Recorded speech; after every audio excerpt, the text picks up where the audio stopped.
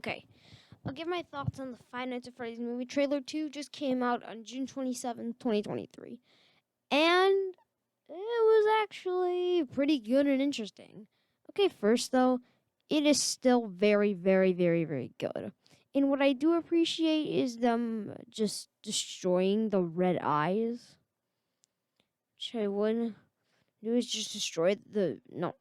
I mean, I don't know what I'm even saying. This is unscripted, so sorry. I'm just gonna give my thoughts because I'm not gonna go into full detail about writing a script. But I'm not gonna go into full detail right now. But really, though, what I am gonna do though is give my thoughts on what I thought of it. I thought it was really, really good and really, really interesting. For example, I can appreciate they did the red eyes, and I like of how the animatronics move. They all look amazing again. They all look great. I just like how it got a little deeper into the plot about Abby of how the animatronics want to make Abby like them. That I can kind of appreciate that. I don't remember that this is not meant to fully correlate with the games in yeah. But I do have a problem with the movie, specifically having Vanessa as a character in the 90s that works as a police officer and not the security guard and security breach. Like maybe for like the third movie. Maybe for like the third movie or maybe like a fourth movie they can literally add. For like that's literally just security breach. I which I know they obviously can't do. Which I don't know if they're gonna do, but they're just gonna but the Vanessa. But you can have Vanessa on that, but I guess you just put Vanessa on this one.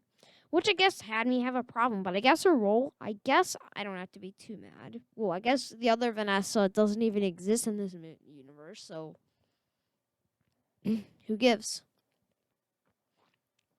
Now, I've noticed that some people are speculating that at the end of the trailer, there's I don't actually know. Yeah, some speculate this to be Afton in the suit. Some speculate this to be just Springtrap. Well, I just believe since we're getting a Springlock scene at the end of the movie, I'm actually excited for that. We're getting a Springlock scene at some point in the movie, like William's death. I know it's not going to be too graphic, but just yeah, I think it's gonna be very good. I think, and then he comes to life with Springtrap. But I think that part was only literally just Afton inside the suit. It was not Springtrap. Maybe after directly that is when his death occurs. I don't know because this movie, remember, is not meant to actually correlate with the games. Like it's been confirmed that it's not. Obviously, if Vanessa's a police officer in the 90s, then obviously this is meant to correlate with the games. But yeah, I personally like the trailer. It was pretty good what they show how to get up at night. And it was really unsettling though. I'm actually starting to wonder that they might actually pull this to an R rating. No, I'm just kidding. They're not. But it looks pretty scary though. And remember, guys, that's the full potential that a PG-13 horror movie can be. It is an unsettling trailer overall. And it is pretty creepy. The atmosphere is perfect again. So many things is perfect. Like this just don't even it's really really good. My thoughts on the trailer, I really liked them. My thoughts, it just was pretty good. It was not even your average one. But when I do, we also get to see a peek of Garrett in the movie, who is a parallel. He's like a movie's equivalent of the Crying Child. I just like to call Crying Child Evan, but I'll just call him Crying Child because Crying Child's name isn't Evan in this universe. So, but Garrett, Evan's not even the confirmed name of the Crying Child in the games, but whatever. Let's just stop talking about Crying Child's name. Let's just call him Garrett.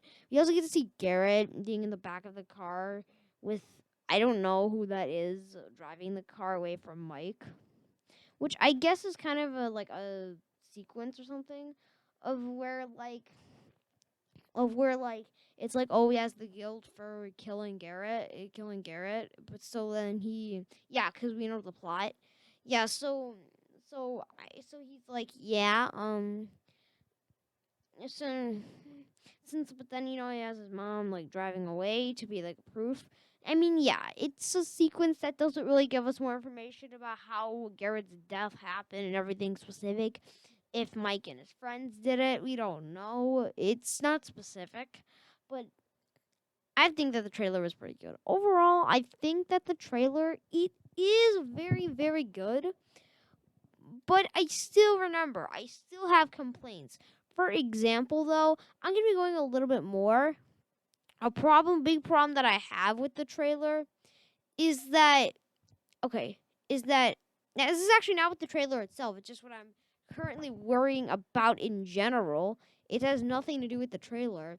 I'm afraid that they're gonna try and cover too much of the FNAF lore all in this one movie. Now, I could be saying this is that they'll go to certain events of plot points that happen in the games or the novel trilogy or Fazbear Frights or Tales of the Pizza Plucks or whatever, but then they'll kind of change some of it, which I don't mind since I know this isn't meant to correlate with the games.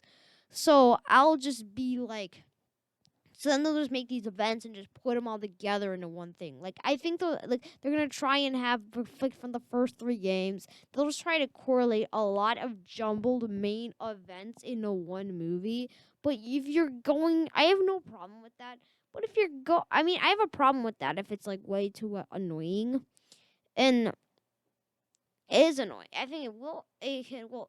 I feel like though that it's. I feel like that they should just not do that. I mean, just truly not, and I mean not do that. Like just like not like I don't know. Just not. I didn't think they shouldn't have covered that much lore because I think they should just keep it more simpler. Like have like the Bite of 83, maybe Bite of 87.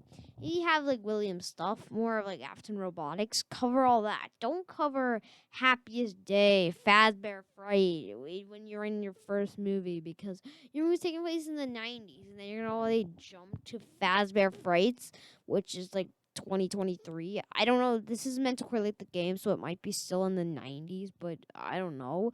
Well, I do have a problem with that though. It's not like if they just keep, but they. I'm pretty sure they jumbled a lot of main events in this one movie, and if they ever did, I'm gonna go off my rooftop head because I'm gonna be having such a hard time. Like, I'll just have to like write down every main event when I do my FNAF movie review when it comes out. I'm gonna try and watch it like right when it comes out. I'm gonna do that review like ASAP. Do that giant. I'm gonna write down every main event that they jumbled into the movie to see if they did or not. I don't know for sure if they actually jumbled the main events, but I don't know. I mean, like you can have. I'm not saying you don't need FNAF events in the movie. I'm saying that but what I'm saying though is that everybody, like I think that we should that the FNAF movie. I'm starting to think that it might be pretty good. It seems like it has a lot of work, effort, and passion into this movie from the trailer, and I'm really excited for this movie when it comes out in October. I'm gonna try and go to the theater and see this movie. Like I will literally just I'll literally just don't even ask me, but I'll literally just ask my mom, "Oh, look up the show times for whatever theaters around us, not around us." So we'll just be then I'll look up the earliest show time and then I'll just go and watch it. I'm really excited for this. It's a really hyping movie. And also, what's still going on is the PG-13 rating. Should you be surprised? Okay, again, seriously, you're mad about this is the PG-13? Come on, guys. It's very, very still very, very violent and very, very, very, very, very, very just creepy. Look at the trailer for the second one. It looked absolutely creepy. And was that going to be rated PG-13? It shows the real potential of a PG-13 horror movie. Because not every horror movie needs to be rated R to be good. And for the people who are gonna say that this is not true in the comments, just don't really. What makes what makes a horror thing is there are so many things that make up horror, and the FNAF movie seems like it's going to master that. but they just aren't going to show all the blood gore, which is going to upset some people. But I know that some people, like, they've been saying that, oh, it doesn't matter for the younger fan base because a lot of the fandom is now young adults, though. Those older games, though, they experienced the old days of FNAF when they were kids. When they were kids, they played it, and then it carried on, and they still love the franchise today, all the lore, love all the stuff, and they're still happy with this franchise, and they like it. But I don't know if you can really call me a new FNAF fan because I'm not. I've been a fan since Sister Location came out, which is saying a lot. I was pretty like 5 when it's like 5 when Sister Location came out. Actually, no, like 20, like when like the summer rolled around for 2017 is actually when I first got into FNAF.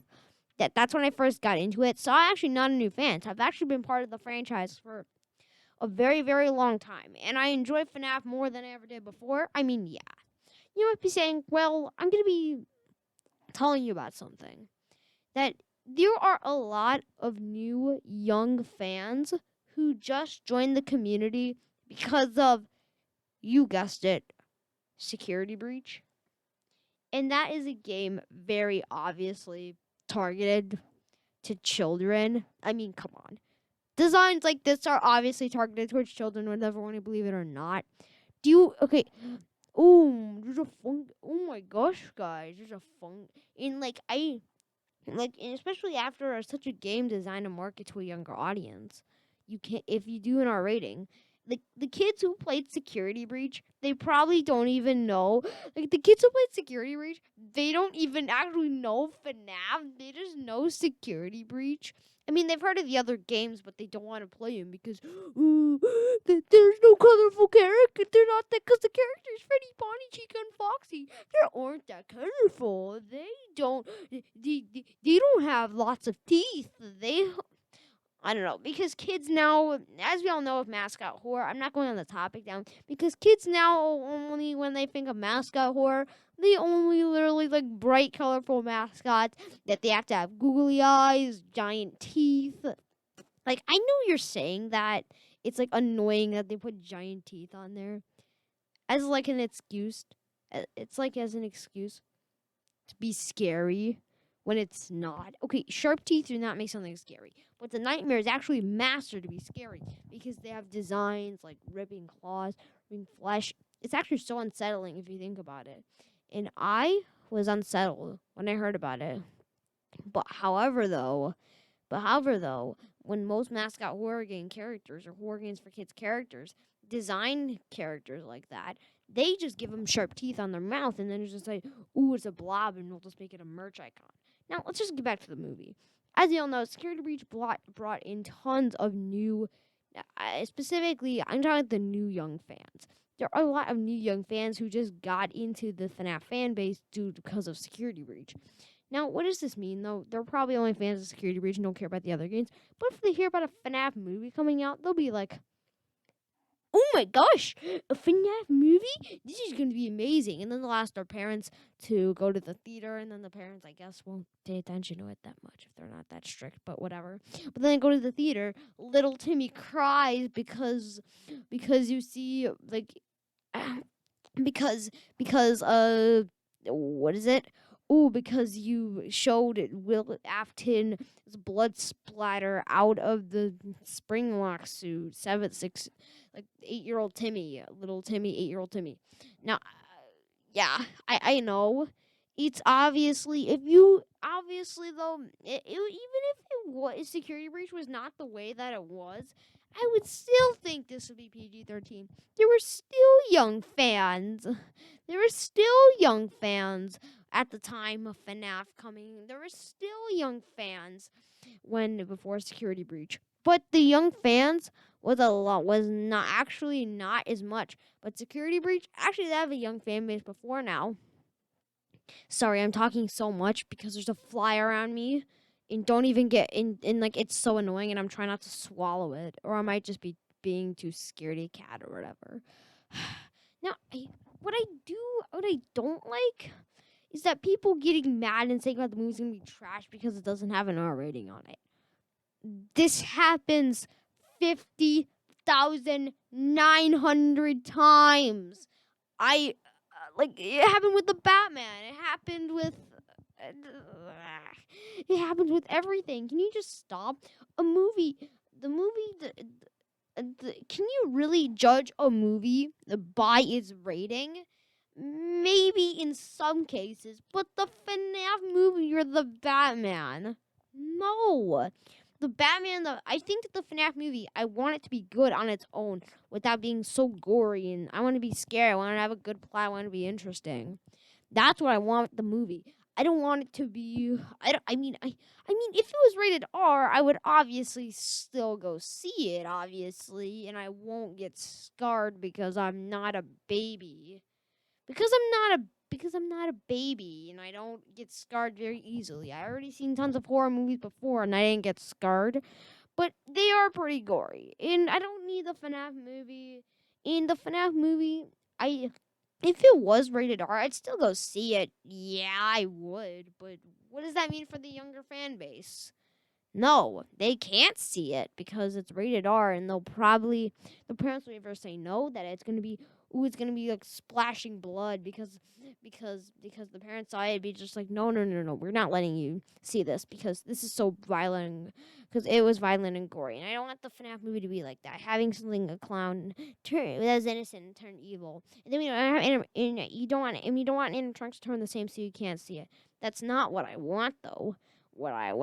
That's not. I'm just thinking though that I just think that PG-13 works because it makes no sense for them to make it rated R after Security Breach. Maybe I could have seen if they ever made it rated R before. If the movie came out before Security Breach, then it would be a little bit more violent. I think it's going to be more scary more, but I don't. When the Security Breach came out though, has it introduced such a young fan base that they were gonna tone down the FNAF movie just so much that they're gonna keep it at like. I think there are two levels of PG-13. One on the lower side, which you got examples of movies like Spider-Man, the MCI, no, no, the MCU movies, Marvel movies like Avengers, Spider-Man, all of those, Star Wars, and in all those superhero movies. But then there's the other side of PG-13, which involves movies like Venom, The Batman, The Dark Knight, Happy Death Day, all of Poltergeist, all of those movies that are involved in that higher PG-13 rating. And FNAF is going into the higher PG-13 rating and not the lower.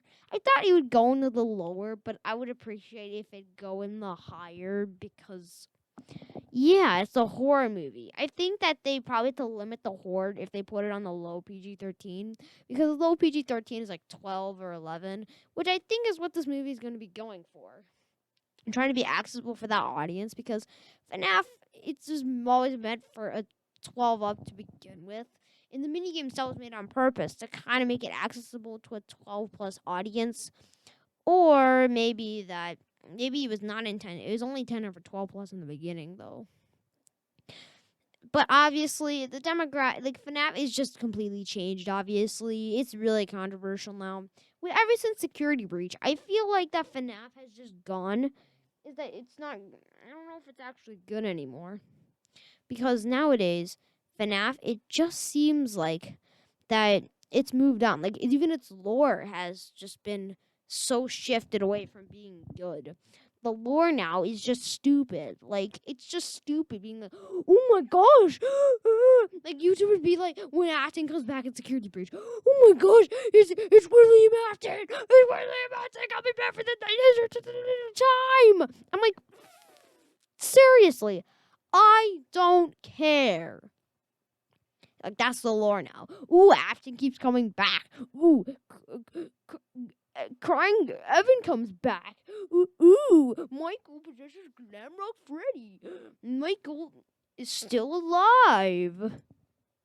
Michael is still alive. Yeah. So that's the FNAF lore now. I'm not even saying that FNAF has been and I feel like that even a lot of people, and even things like FNAF Plus, which are giant projects we've been waiting for, just been waiting. And now I'm going to say this. I'm really excited for the FNAF movie, though. But there are some boundaries to be. But I feel like that even though with the looks, some things I think that could have been done better. I don't even know if they're even happening. I still think that this movie is going to be amazingly good.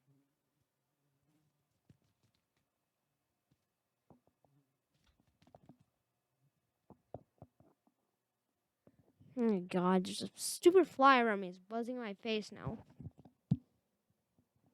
So anyway, bye. See you in the next video. Don't forget to like and subscribe to the channel so you don't miss another one of my videos. And just so, because I am only at 50 subscribers at the time of me recording this, I know my mascot Hortilus has got some comments that I've been really appreciating. So thank you for everyone who sent out those comments in the mascot Hortilus video, and I really appreciated them. And remember that one comment. I will play Doki Doki Literature Club. I will play it, but anyway, I'll see you in the next video. And bye. I hope comment down below what you think the FNAF movie is going to be like. And remember, and I hope and tell me what you think the FNAF movie is going to be like. Anyway, I think it's going to be great. But anyway, what do you think? Like and subscribe down below. Don't forget to like and subscribe. It's completely optional, but it'd be completely appreciated if you did. Anyway, bye. I'll see you in the next video. I'm Q Burger, and bye.